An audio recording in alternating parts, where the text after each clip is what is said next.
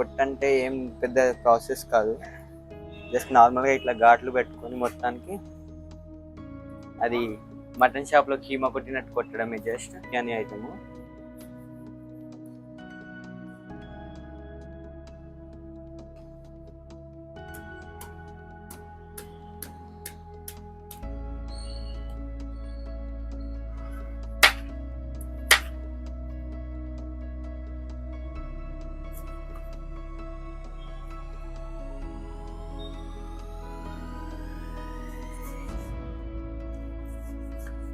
ఈ రకంగా మనం తీసుకొని మొత్తం బ్లాక్ జస్ట్